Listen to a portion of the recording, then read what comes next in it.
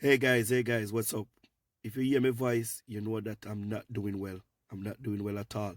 But I'm doing this video because the Attorney General have put the PMP propaganda to rest pertaining to Portmore, and the judge, lifted the injunction. You understand what I mean? Yeah, man, the Attorney General put their argument and the propaganda to rest. And guys, please remember to support the channel, like, share, and subscribe. Tell a friend to tell a friend. And remember, keep me in your prayer, okay? Because I need to get better to come do my video and blast the dirty PMP them. You understand? Third term loading, guys. Shower labor.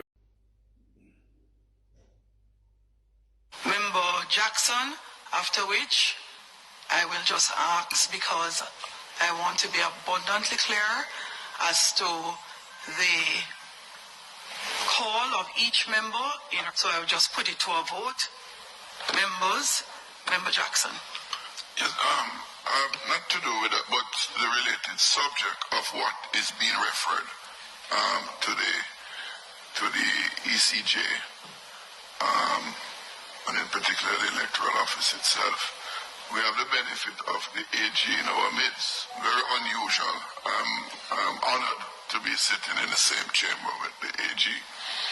But there's on the matter that is being referred to the ECJ, there was a comment made or attributed to the AG that I would like the benefit of a little clarification regarding the court ruling that we are acting on.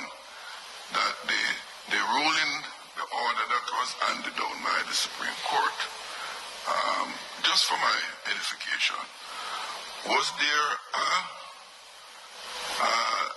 lifting? Was there a lifting of the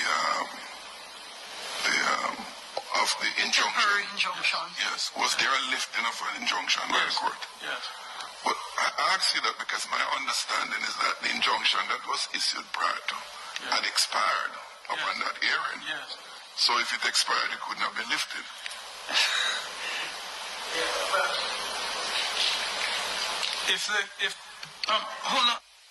Hold on a minute. AG, would you be so kind, turn your mic on again, please? Thanks. I'm very quick. What we have here is an undertaking by the minister to ensure that the constitutional process is followed. There's no injunction preventing anything, and it will probably a little bit eccentric, perhaps, for a court to want to give that type of injunction for any longer on time. But the minister's undertaking to the court is that before he exercises the power given to him by the statute, he will ensure that the constitutional requirements are carried out. It might be useful to say that this function of determining constituencies, or the number of them, and the boundary of them resides in your parliament. It doesn't reside in nobody else. I know we're all very proud of the Electoral Commission, and we attribute to them all sorts of responsibilities. But the Commission's responsibility is just to advise first this committee, and this committee will then recommend to Parliament. So the function, I make the point that you're deferring so often to the Electoral Commission, but you defer to it to advise you, and you will accept or reject the advice it gives. The Parliament makes the decision as to what the boundaries are.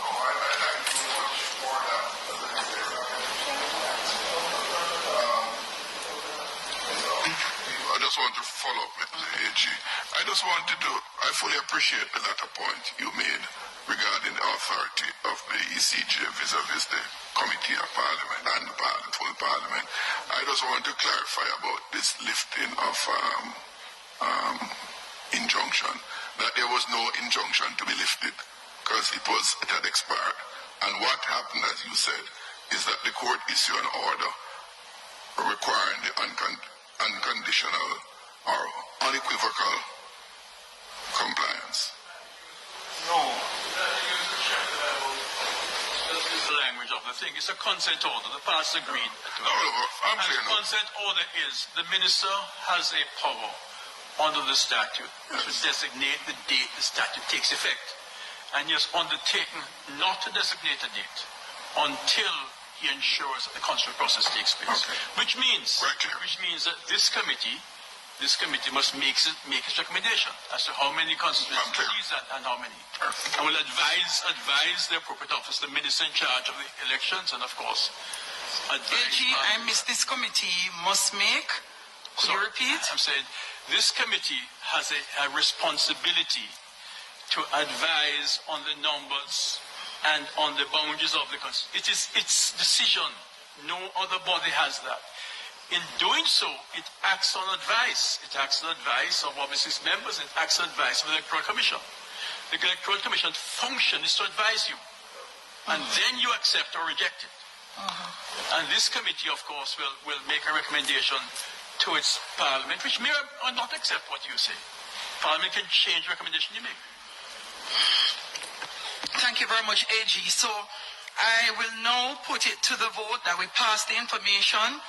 I do not take Member Warmington's point that, Member Warmington, please, that we insist on certain considerations. However, I would want us to incorporate in our vote so that timelines are important and set, that they return to us by May 31st, an indication of what they've decided and exactly what they're doing. So as a parliament, we are informed and we move forward from there. So we would ask that the ECJ return to us by May 31st. Let me go over. We will submit a copy of the court ruling. We will submit the copies of the administrative boundary that would have been attached to the act, both the not so clear copy and a clear copy, and the Portmore and Environs document. Members, I'm hearing a lot of talking. Could you, I'm moving first the vote. Please, no, I am putting it to a vote.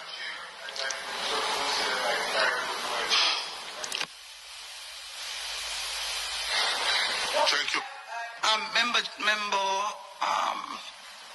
Member Hilton, I am just reiterating, we are forwarding the ruling of the court. That's what we're forwarding.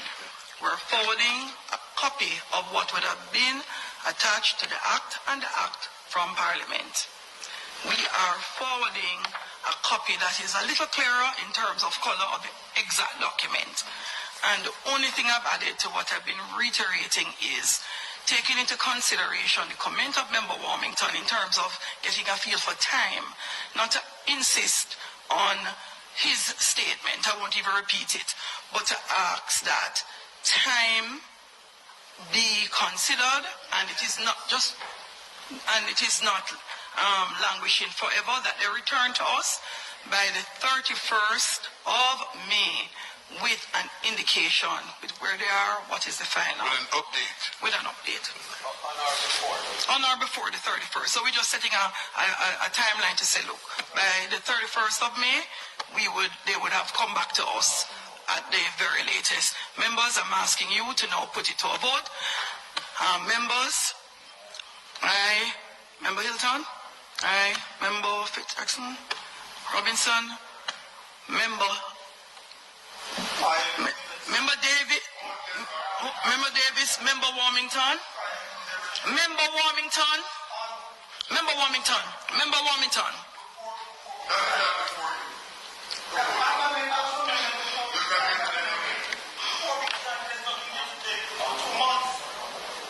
On or before, so it allows. Members, so on or before May 31st, it can come in a week. I can come May 31st. Members, by unanimous support, we will proceed with passing the required and relevant information onto the ECJ for their consideration and advice. Members, I agree with Member Bartlett, our House Leader in Parliament, that it is indeed an unprecedented time, and it feels wonderful to be a part of the House of Parliament when these types of amendments, changes in our landscape, our legislative landscape, takes place. To be here when we are on the cusp of coming to having a 15 parish named in Jamaica.